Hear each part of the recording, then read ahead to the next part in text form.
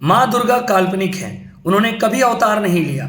उन्होंने कभी किसी महिषासुर से ना तो लड़ाई की, ना ही उसका वध किया। और माँ दुर्गा के पूजा पे इतने सारे पैसे खर्च करना, ये पैसे की बर्बादी है। चौंकिए मत, ये शब्द मेरे नहीं हैं, क्योंकि मैं तो ऐसा कुछ कहने के बारे में सोच भी नहीं सकता हूँ। ये शब्द है बिहार के आरजेडी के विधायक फतेह बहादुर सिंह के, मतलब फतेह बहादुर सिंह कुशवाहा हैं वो। बेसिकली ये उनके शब्द हैं जो उन्होंने अभी रिसेंटली दिया है, जो कि एक बहुत ही शर्मनाक बात है। दोस्तों, ये कोई पहला वाकया नहीं है जब आरजेडी के किसी नेता ने सनातन धर्म के खिलाफ जहर उगला हो। आपको याद ही होगा कि कुछ दिन पहले ही शिक्षा मंत्री चंद्रशेखर ने हमारे धार्मिक ग्रंथ रामचरितमानस को एक नफरत फैलाने वाली किताब कहा था। अब सवाल यह उठता है कि सनातन धर्म ही टारगेट पे क्यों है आरजेडी के?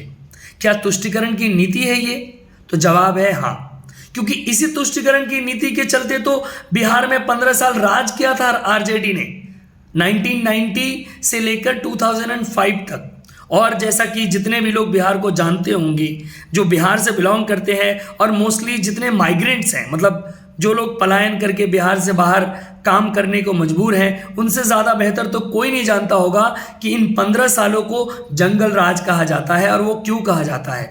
अब इसमें से बहुत सारे लोग जो इस वीडियो को देख रहे होंगे, मुझे सुन रहे होंगे, और जिनका आरजेडी की तरफ हो सकता है कि थोड़ा बहुत प्रेम हो, वो मुझे ये बोल सकते हैं या ये बोलेंगे, डेफिनेटली बोलेंगे कि ये राय जो भी फतेह बहादुर ने दी है, ये उसकी पर्सनल राय है। ठीक है, इसके लिए आप लालू यादव को, आरजेडी को रिस्पॉन्सिबल मतलब नहीं ठहरा सकते हो, क्योंकि लालू यादव और उनका परिवार तो खुद इस नवरात्रि में जगह जगह माँ दुर्गा के दर्शन कर रहा था। ऐसे में मतलब ये तो साफ है ना कि उनके दिल में माँ दुर्गा के लिए प्यार, इज्जत और वो मतलब सब कुछ है।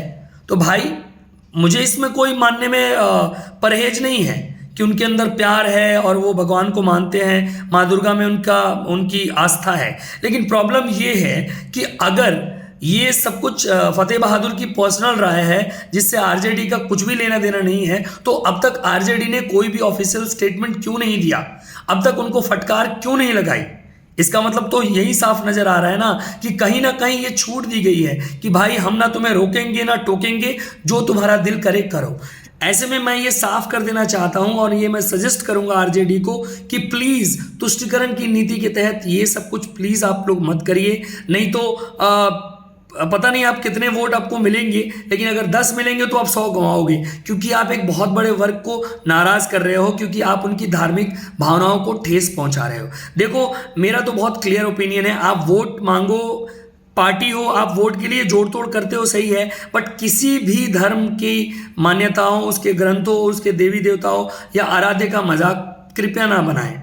किसी भी धर्म की मैं बात बोल रहा हूं। एक फेयर पॉलिटिक्स चलने दें स्टेट में, और जो बेटर करेगा, जिस पे पब्लिक का अपना भरोसा रहेगा, वो जीतेगा। लेकिन किसी की भी धार्मिक भावनाओं को आप ठेस मत पहुंचाओ, नहीं तो बहुत नुकसान होने वाला है। आरजेडी, मुझे डर है कि कहीं एक बार फिर से तीसरी चौथी पार्टी ना बन जाए, जो कुछ साल पहले तक वो बन गई थी, और अभी वापस से सिर्फ इसलिए एज मिला है क्योंकि नीतीश कुमार को सब पलटू कुमार मान चुके हैं।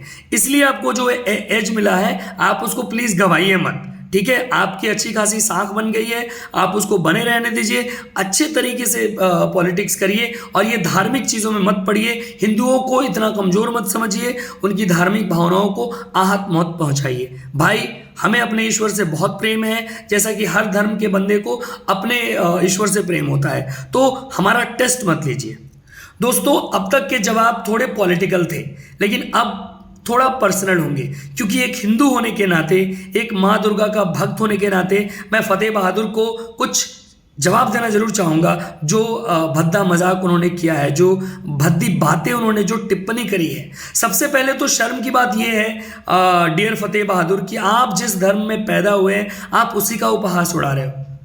यार, मतलब मुझे लग रहा है कि आपके माँ बाप को भी शर्म आ रही होगी। ऑनेस्टली बता रहा हूं, अगर वो भी आप की तरह पैसे और वोट के चक्कर में नहीं पड़े होंगे तो। अब क्या ही बोल रहे हो यार, माँ दुर्गा के बारे में बात कर रहे हो। पर्सनल किसी से, इंसान से किसी की एनमिटी हो सकती है, भगवान को कैसे आप ऐसे कटघरे में खड़ा कर सकते हो? आप क्या बोल रहे हो कि माँ दुर्गा ने अवतार नहीं लिया? भाई साहब, आप गलत हो। ठीक है, माँ दुर्गा ने अवतार लिया है, ये यथार्थ सत्य है। 51 शक्तिपीठ हमारे इस बात की गवाही देते हैं। ठीक है, तो इस पे ना जो ज्ञान हो नहीं ना आपके पास, वो ज्ञान बांटने की कोशिश प्लीज मत किया करो। इसके अलावा आपने वैसे तो बहुत सारी अनर्गल बातें की हैं, मैं सच बताऊं मतलब कितनों का जवाब दूं, दिल तो नहीं कर रहा है कि मैं आपकी जो बातें हैं उनको दोहराऊं और फिर उनका जवाब दूं, बट फिर भी मैं इस चीज़ का दे रहा हूं आपको जवाब कि एक चीज़ तो जवाब मैंने आपको दे दी कि माँ ने अवतरण लिया था। इसके अलावा आप क्या बोल रहे थे, 33 करोड़ हिंदू देवी देवता। ठीक है भाई साहब, 33 करोड़ नहीं है वो, 33 कोटि है। कोटि मतलब प्रकार होता है, उसका एक अर्थ करोड़ भी होता है, लेकिन आप वो गलत अर्थ समझ लिए हो। वो कोटि है जिसको आप नहीं, बहुत सारे लोग मिस कैलकुलेट करते हैं और वो मिस इंटरप्रेट करते हैं और वो फिर आके बोल देते हैं 33 करोड़। तो यहां भी मैं बोलूंगा जो जानकारी है नहीं उसको लेके आप कुछ भी मत बोलो, ठीक है। और भी बहुत सारी अनर्गल बातें की हैं, लेकिन अब मैं उनका जवाब नहीं दे रहा हूं। मैं ऑनेस्टली सिर्फ यही बोलूंगा कि भगवान माता रानी आपको सद्बुद्धि दे और आप ये सब बकवास बातें करने से बचें। आप भी कैसे कैसे पॉलिटिक्स में आए हैं ये सब भी मुझे पता है, और कैसे क्या कुछ चल रहा है नहीं चल रहा है। और हाँ, एक सबसे इंपॉर्टेंट बात का तो मैं जवाब देना ही भूल गया। आपने ये जो बोला था कि पैसे की बर्बादी है माँ के पूजा पे इतना सारा पैसा खर्च करना। भाई साहब, ये नेता लोगों को जनता के पैसों की कब से चिंता हो गई? सबसे ज्यादा लूटते हो आप लोग। पहले पब्लिक को लूट के नेता बनते हो, फिर नेता बन के और 4 गुना, मतलब 4 गुना क्या 400 गुना लूटते हो। 50,000 60,000 की सैलरी वाला नेता 5 साल में करोड़पति अरबपति हो जाता है, कई सारे बंगलों के मतलब का मालिक हो जाता है, कितने सारी जमीनें खरीद लेता है। ये सब कहाँ से होता है? तो प्लीज ये हिपोक्रेसी बंद करो भाई, ठीक है। ये आप नेतागिरी करो बट ये हिपोक्रेसी मत करो। ये पैसे का चिंता, जनता का चिंता, ये सब मत दिखाओ, क्योंकि ऐसा कुछ नेताओं के दिल में होता नहीं है। और मुझ जैसे बिहारी को मतलब क्या ही अब कोई बताएगा यार, और स्पेशली बिहार का नेता कैसे लूट खसोट के और बिहारियों को किस हालत पे नेताओं ने पहुंचाया है यार। मतलब हर जगह हमारी बेइज्जती होती है, हर जगह हम अपना मुंह छुपाने को मजबूर हो जाते हैं, जिसमें मतलब बहुत सारे ऐसे मैटर होते हैं जिसपे मुंह छुपाना पड़ता है, क्योंकि अनएम्प्लॉयमेंट है, बहुत सारी चीज़ें हैं और सब कुछ है। थोड़ा बहुत सुधार हुआ है लेकिन बहुत सुधार की गुंजाइश है। तो आप लोग ये ढोंग मत किया करो यार कि पब्लिक की आपको बहुत चिंता है। फिलहाल तो मैं यही बोलूंगा कि आप अपनी चिंता करो, अपने बुद्धि की चिंता करो, माता रानी तुमको सद्बुद्धि दे और तुम अच्छी अच्छी बातें करो, ठीक है।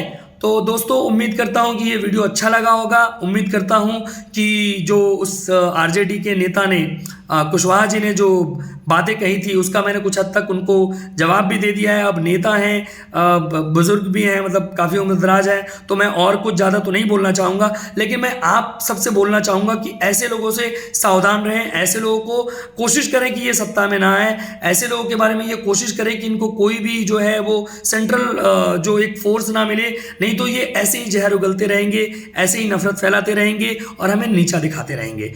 तो इसी के साथ मैं आप सबसे विदा लेता हूं। आपसे फिर मुलाकात होगी अगले वीडियो में। तब तक के लिए जय हिंद, जय भारत, माता रानी की जय।